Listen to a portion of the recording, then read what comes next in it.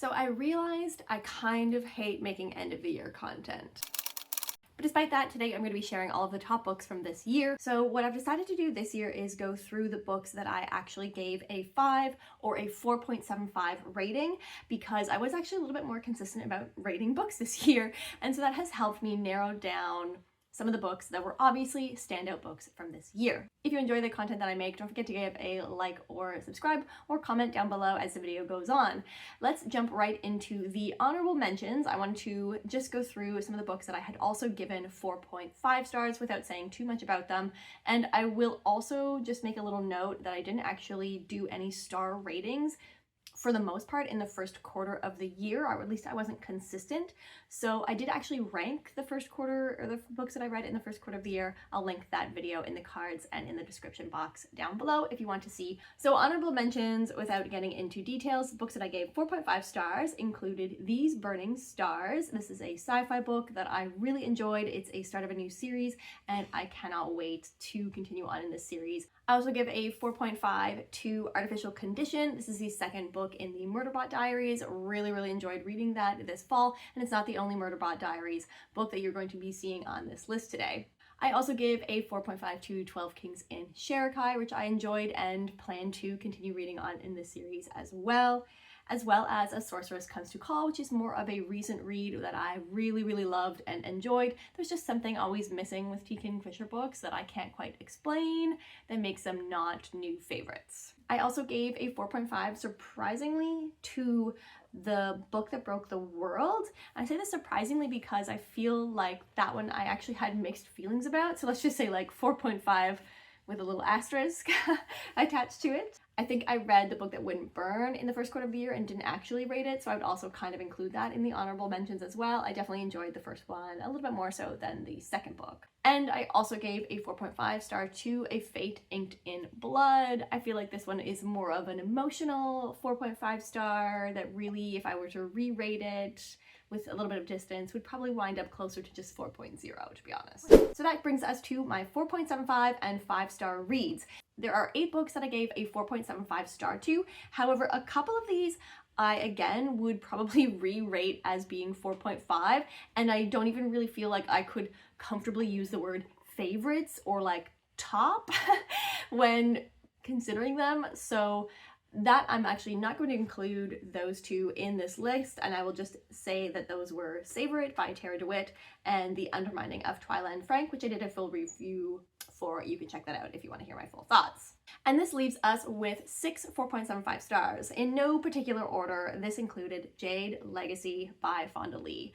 Sometimes I forget that I finished that series finally this year, but this I remember feeling just so satisfied with the conclusion of the story. Such amazing world building and really like different world building and a really different focus on what we were doing like with this world and the politics. It wasn't politicking, it was like governmental politicking to some extent. And honestly, that is not something that I expected to like, but Fonda Lee just did such an amazing job with that. I was so emotionally invested in that family, in the No Peak family, by the end of it, and really, like, honestly, like such a fabulous conclusion to a series that spans so much time and with so many characters and all of the things. I'm going to talk about these next two together because they are the second and third books in a series, and that is Age of Swords and Age of War by Michael J. Sullivan, the second and third book in the Legends of the First Empire series. That was a huge series that I tackled this year, with only the first book having been read in 2023.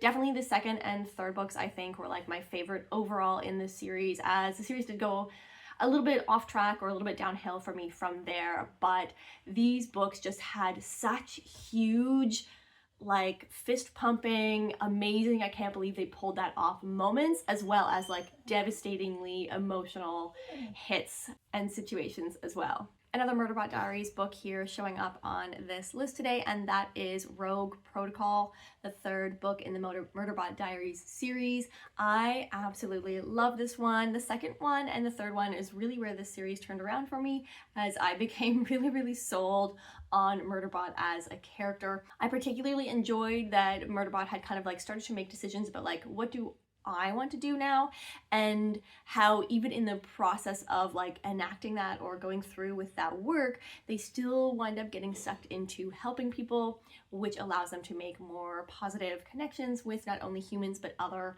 artificial or technological beings as well. I just like, there were so many moments here where Murderbot had to, you know, separate themselves and take a moment to like experience feelings that just totally caught me. And I really, really, really love that. I can't wait to continue reading on in this series as well. Also coming in at a 4.75 was Tomorrow and Tomorrow and Tomorrow by Gabrielle Zevin. This book definitely swept me off my feet. I wasn't sure what to expect from it. It was one that I was finally picking up after being interested in it for quite some time, essentially since it came out and was so raved about. It has given me a newfound appreciation for the storytelling element of gaming, which is not something that I had ever really considered before, as I'm not really a gamer, which I know is super rare in the fantasy world or fantasy community. But I really, really appreciated how it convinced me on that being a huge motivator behind the development and execution of the creation of these games. And in addition to that, I felt like it was such an interesting, like, bird scope, social reflection on the 90s and different like cultural moments and elements, and the way that that was included into our characters' lives and into the games, and the social kind of commentary that it did include overall, in the way that it went about telling people's stories of like the side characters who were connected to the characters involved. It was just like a really unique reading experience, and I really quite enjoyed it. And then finally, one that I'm sort of like retroactively giving a 4.75, as I didn't actually give it a rating in the time that I read it. That was The Curse of Chalion by Louis McMaster Bujold.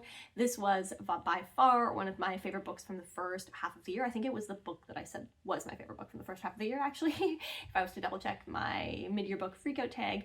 I think it is a really great intro to fantasy kind of a book, in that it gives us a really interesting character that you can root for, that you feel so sympathetically for. I love the way that we were introduced to the world and the politics through like his eyes, but the way in which he was leading and guiding the princess of the realm in sort of like court intrigue and politics.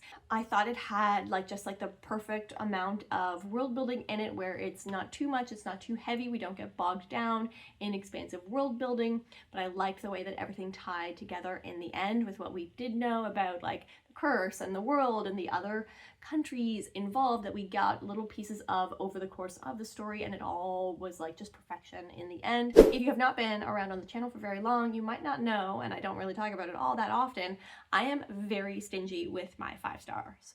It is something that I have thought about changing, reflecting on in the past, especially as it relates to supporting authors of books that I really enjoy, etc., etc. But regardless, I have only given a 5 star to 4 single books this year. Out of those 4 stars, definitely 2 of them are like objectively 5-star books, and 2 of them are emotionally 5-star books. So let's talk about those 2 emotional 5-star books first, one of which was The 7-Year Slip by Ashley Poston, or Poston, I'm not sure. This is not my first Ashley Poston book, but it was my first adult contemporary romance by her, and I'll definitely be reading more. I so enjoyed The 7-Year Slip. I really, really loved the storytelling, the way, I don't even know like what it is that worked for me so much about this book, except for that I was completely riveted the whole way through.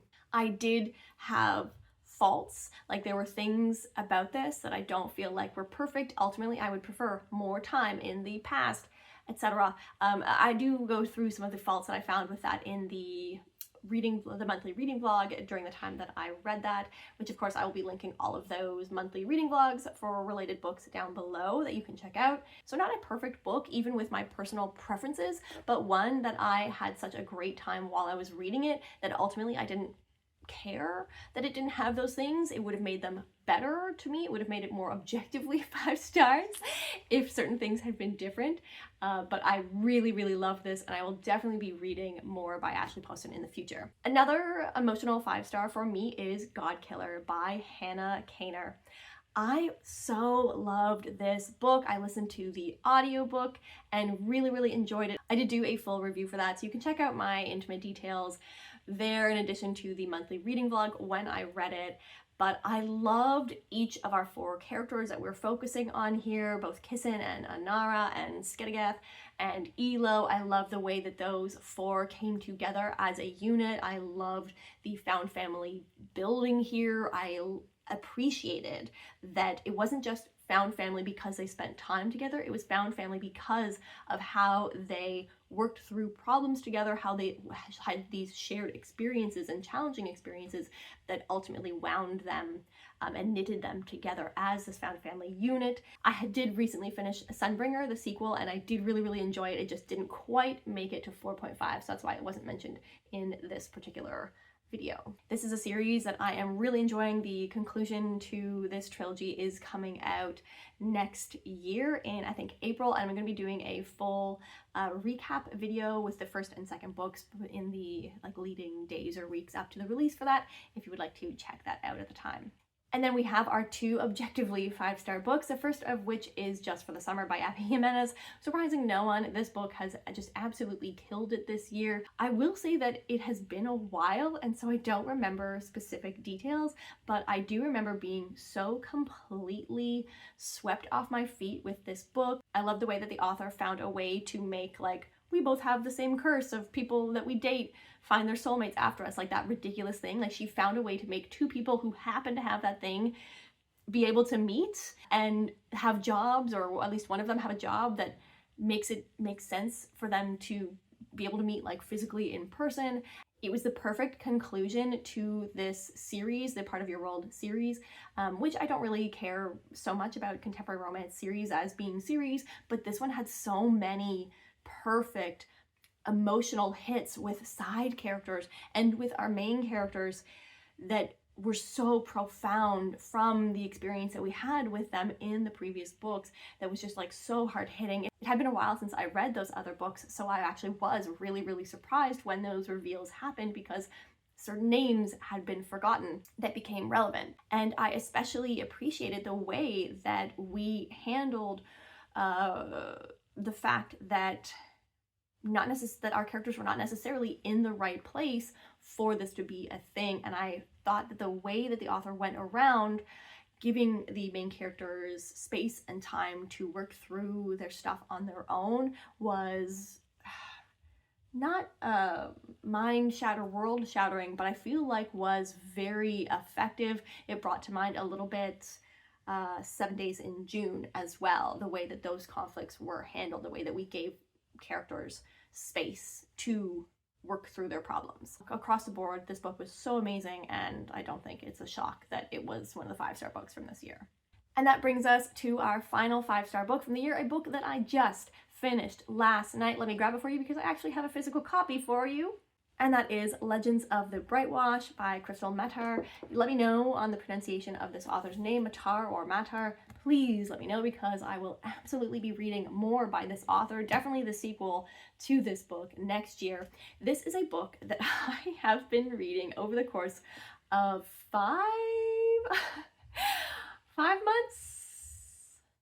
Yeah, I actually started reading this book in August. Despite the fact that sometimes several weeks would pass in between being able to have the time to physically sit down and read this book, every single time that I picked this book up, I was immediately back in this world.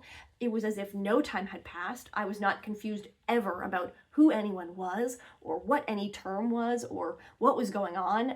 Somehow I was able to pick this book up with weeks in between and completely be back in this world and back in this story with no effort on my part whatsoever to figure out who and what and when, etc. I think I'm repeating myself, but the author did such an amazing job of creating such a unique world with very obvious real world influences, but also with such a clear tone and vibe and aesthetic, that just the way that it was written, when you start reading, you were immediately back into it. It is so unique. It is not like anything that I have read before, and the setting and definitely almost the time period influences, I think, are playing into that a little bit, because this does feel a little bit different in that element compared to what I have read. I am going to do a full review for this, I think, if I can manage it, because I feel like I don't have the time to tell you, obviously, all of the things that I want to say about it, and this is the first time that I'm physically talking about it since having finished it, obviously. But this book was just not necessarily a surprise, because I feel like I had very good recommendations that this was going to be something that I was going to love, and I was not let down in the slightest. It's surprisingly romantic in such a grim setting and world, and so heart-wrenching. I think you can very clearly see that the author is a mother as well. I think that like every single element of this book I thought was just so well done, and this one is very clearly not only an objectively 5-star book, but an emotional 5-star book as well, and one that I have no problem using the term favorite on. And there we have it. Those are all of the top books from 2024, or at least the books that I rated the most highly over the course of this year. If you read any of these books, I would love to hear what you thought about them, or if you have them on your list for 2025. I can't wait to hear what you guys enjoyed in this past year. I will link up some of the other end of the year content that I have been releasing as well, and I'll see you in my next video. Have a great day, everyone. Bye.